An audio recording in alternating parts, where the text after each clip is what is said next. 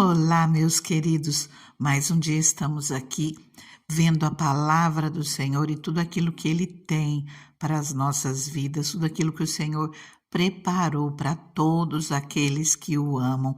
E eu tenho uma palavra para você. Primeiro, eu quero estar trazendo um ensinamento do Senhor para as nossas vidas. E em seguida, hoje eu quero ver com você um servo do Senhor, um servo que realmente honrava a vida do Senhor, colocando em prática aquilo que a palavra ensina. Eu quero convidar você a ler comigo Provérbios 3, no versículo 9 e 10. Aqui o Senhor nos diz assim, a palavra nos diz: honre o Senhor com todos os seus recursos e com os primeiros frutos de todas as suas plantações. Os seus celeiros ficarão plenamente cheios e os seus barris transbordarão de vinho. Olha só, o Senhor vem e traz um ensinamento, que é para honrar Ele com os nossos recursos, com as nossas primícias, os primeiros frutos daquilo que nós recebemos. Mas, em seguida, ele traz uma promessa de bênção. Ele primeiro diz na palavra para honrá-lo, e depois vem a promessa: os seus celeiros ficarão plenamente cheios, os seus barris transbordarão de vinho. Aqui o Senhor está falando de provisão para as nossas vidas, que nós teremos provisão suficiente para as nossas vidas, que os nossos celeiros ficarão plenamente cheios. Mas observe o começo: honre ao Senhor com todos os seus recursos, com os primeiros frutos de todas as suas plantações. Honrar ao Senhor é a atitude que aquele que crê no Senhor deve ter em relação ao dinheiro, em relação ao lugar que Deus ocupa. Aquilo que nós recebemos, aquilo que nós ganhamos é para honrar ao Senhor com Ele. O nosso coração não está no dinheiro, o nosso coração está em Deus. Nós devemos manter o Senhor incomparavelmente acima do dinheiro. Não dá para misturar as duas coisas, mas nós usamos aquilo que nós recebemos para honrar ao Senhor, para adorar ao Senhor. E o fato do Senhor abençoar as nossas vidas é a consequência da obediência, não é o propósito. Aqui fala que os nossos celeiros ficarão plenamente cheios, mas é uma consequência pela nossa atitude, pela nossa adoração ao Senhor, pela nossa obediência à palavra. Então, a bênção é a consequência da obediência, não o propósito. O propósito é adorar ao Senhor, honrar ao Senhor. Agora eu quero falar para você sobre a vida de um rei que colocou isso em prática. Eu gosto muito da história do rei Ezequias. Até essa palavra ela é muito particular para mim. Deus já falou comigo através dessa palavra, falou, cumpriu. Então ela é muito especial para mim. Inclusive eu já gravei 2 vídeos e, por coincidência, exatamente há 1 ano atrás. Se você quiser dar uma olhadinha nos dias 4 e 5 de julho do ano passado, 4 e 5 de 2024, 4 e 5 do mês 7, né? Do mês de julho de 2024, eu já gravei um pouquinho falando sobre o rei Ezequias, sobre aquilo que ele fez. Eu não lembro exatamente o que era, não voltei lá, mas eu sei do que se trata da história dele. E se você quiser saber mais, dá uma olhadinha nesses vídeos. Aqui, o rei Ezequias, ele coloca em prática essa palavra que nós acabamos de ver, de honrar ao Senhor. E nós vemos o cumprimento daquela palavra na vida desse povo. O rei Ezequias, quando ele recebeu o reino com 25 anos de idade, ele fez aquilo que o Senhor aprova, aquilo que o Senhor aprovava, porque nem sempre os reis faziam isso. Inclusive o pai dele fez aquilo que o Senhor reprovava, mas ele foi diferente. Ele fez aquilo que agradava o Senhor. Assim que ele iniciou os seus trabalhos, ele já reabriu as portas do templo, convocou sacerdotes, levitas, colocou eles para se consagrarem. Olha só uma das falas do rei Ezequias no livro de 2 Crônicas 29, falando com os sacerdotes, com os levitas. Pretendo, pois, agora fazer uma aliança com o Senhor, o Deus de Israel, para que o fogo da sua ira se afaste de nós. Meus filhos, não sejam negligentes agora, pois o Senhor os escolheu para estarem diante dele e o servirem. O coração do rei Ezequias estava no Senhor, a confiança dele estava em Deus. Ele pegou um reino que precisava de tudo, um reino cheio de problemas, sem dinheiro, sem exército, sem famílias, sem autoestima. Eles estavam de uma maneira terrível, mas ele não vai buscar primeiro as necessidades. Primeiro ele busca o Senhor, primeiro ele adora o Senhor, e é justamente por isso que eu estou trazendo essa palavra para você, porque lá a palavra nos diz: honre ao Senhor com todos os seus recursos, com os primeiros frutos. E aqui eu vejo exatamente isso.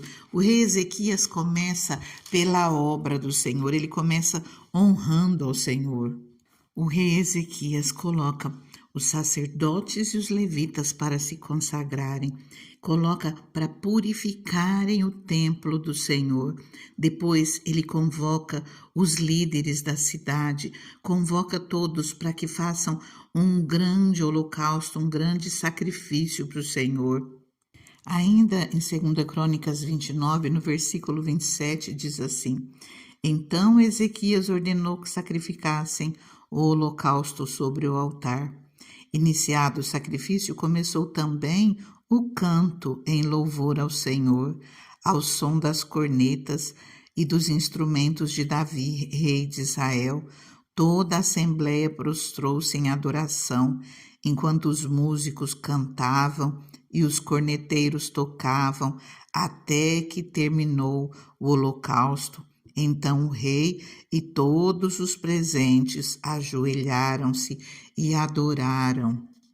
O rei Ezequias e seus oficiais ordenaram aos levitas que louvassem ao Senhor com as palavras de Davi e do vidente Asaf. Eles o louvaram com alegria, depois inclinaram suas cabeças e o adoraram. São os mesmos salmos que nós temos até hoje para as nossas vidas, de Asaf, salmo de Davi, coisa maravilhosa. E aqui o rei continua, ele diz no versículo 31, agora que vocês se dedicaram ao Senhor, tragam sacrifícios e ofertas de gratidão ao templo do Senhor. Assim, a comunidade levou sacrifícios e ofertas de gratidão, e alguns espontaneamente levaram também holocaustos. Versículo 36. Ezequias e todo o povo regozijavam-se com o que Deus havia feito por seu povo, e tudo em tão pouco tempo. Para que você compreenda melhor essa palavra, eu convido você a estar lendo aqui capítulo 29, 30, 31. Observe bem esse trecho do capítulo 31 que eu vou ler para você. Depois você lê por completo para que você compreenda melhor. 31:4. Ele ordenou ao povo de Jerusalém que desse aos sacerdotes e aos levitas a porção que lhes era devida, a fim de que pudessem dedicar-se à lei do Senhor. Assim que se divulgou essa ordem, os israelitas deram com generosidade o melhor do trigo, do vinho, do óleo, do mel e de tudo que os campos produziam. Trouxeram o dízimo de tudo. Era uma grande quantidade. Os habitantes de Israel e de Judá, que viviam nas cidades de Judá, também trouxeram o dízimo de todos os seus rebanhos, das coisas sagradas dedicadas ao Senhor, o seu Deus, ajuntando-os em muitas pilhas. Começaram a fazer isso no 3º mês e terminaram no 7º. Quando Ezequias e seus oficiais chegaram e viram as pilhas de ofertas, louvaram ao Senhor e abençoaram Israel, o seu povo. Ezequias perguntou aos sacerdotes e aos levitas sobre essas ofertas. O sumo sacerdote Azarias, da família de Zadok, respondeu: desde que o povo começou a trazer as suas contribuições ao templo do Senhor, temos tido o suficiente para comer e ainda tem sobrado muito, pois o Senhor tem abençoado o seu povo, e esta é a grande quantidade que sobra. Ezequias ordenou que preparassem dispensas no templo do Senhor e assim foi feito. Então recolheram fielmente as contribuições, os dízimos e os presentes dedicados.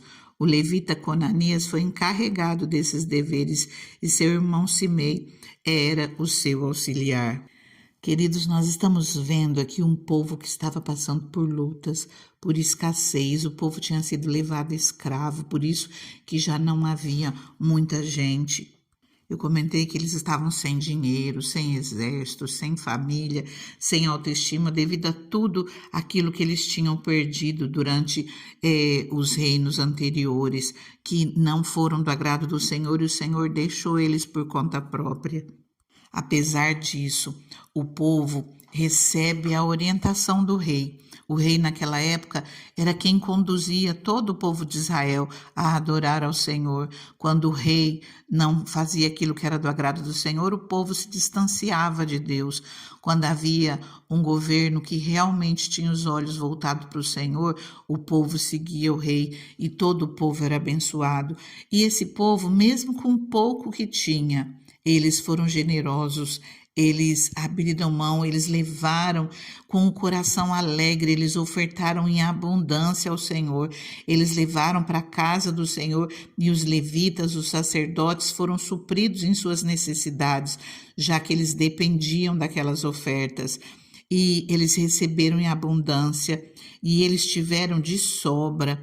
E nós vemos o retorno em relação ao povo, porque aqui o sacerdote ele fala que as contribuições que têm chegado ao templo é suficiente e tem sobrado porque o Senhor tem abençoado o povo, assim como nós vimos aqui no livro de Provérbios 3, 9 e 10. Honre o Senhor com todos os seus recursos e com os primeiros frutos de todas as suas plantações, e os seus celeiros ficarão plenamente cheios, os seus lagares transbordarão de vinho, haverá provisão na sua vida. Não tenha medo de ser generoso. É por isso que nós precisamos ver a palavra do Senhor, conhecer, saber a vontade de Deus. A vontade de Deus é nos fazer prosperar, mas nós precisamos obedecer a palavra do Senhor, conhecer as promessas de Deus e agir de acordo com elas, tirar os olhos das circunstâncias, tirar os olhos das nossas necessidades, começar a meditar nas promessas de Deus e reconhecê-las como verdadeiras. Quando nós conhecemos as promessas de Deus e nós nos apropriamos dela, as bênçãos do Senhor, elas vêm para a nossa vida, porque Deus é fiel e Ele não volta atrás na sua palavra. E essa palavra é para você. Honre o Senhor, adore ao Senhor com todos os seus recursos, com os primeiros frutos daquilo que você recebe, e o Senhor vai fazer com que os seus celeiros fiquem plenamente cheios, a provisão dele vai transbordar na sua vida. Eu vou começar a orar com você, que você continue em oração e apresente tudo aquilo que você quer ao Senhor, principalmente a sua adoração a Deus. Ah, Deus Santo, Deus Soberano, Deus Maravilhoso, como a Tua palavra é linda, Pai. Como o Senhor nos ensina, Deus, através da Tua palavra, Pai. E hoje, Senhor, o Senhor nos mostra, Pai, que nós temos que buscar em primeiro lugar o Teu reino, assim como fez o rei Ezequias, Deus. Ele não buscou primeiro as suas necessidades, o socorro do povo, ele buscou primeiro adorar a Ti, ele buscou primeiro te exaltar, te adorar, levar o povo a te adorar, te honrar, Senhor, com aquilo que eles tinham, porque a confiança do rei Ezequias estava em ti. Senhor, a nossa confiança, Deus, ela está em ti, Pai. Que nós possamos colocar os nossos olhos em ti, te buscar em primeiro lugar nas nossas vidas, te adorar, Senhor, de todo o nosso coração, te adorar, Senhor, com os primeiros frutos de tudo aquilo que nós recebemos, Deus. Que nós possamos ser generosos, Deus, com a sua obra, ser generosos, Pai amado, com aqueles que necessitam, e que as tuas bênçãos, Senhor, venham transbordar nas nossas vidas, que os nossos celeiros, Deus, fiquem plenamente cheios. Senhor, eu declaro, Pai, sobre essa vida, Pai, que ora comigo, que os celeiros dela ficarão plenamente cheios, que os seus lagares transbordarão, haverá provisão do Senhor na vida delas. Pai, que haja, Senhor, um coração generoso, um coração, Senhor, que tenha liberalidade, Pai, para te adorar e para socorrer o próximo, Deus, e que o Senhor venha honrar a vida dessa pessoa, Pai, no nome de Jesus. Eu deixo ela nas tuas mãos e eu te agradeço no nome de Jesus. Fica com Deus, continua orando, fica na paz.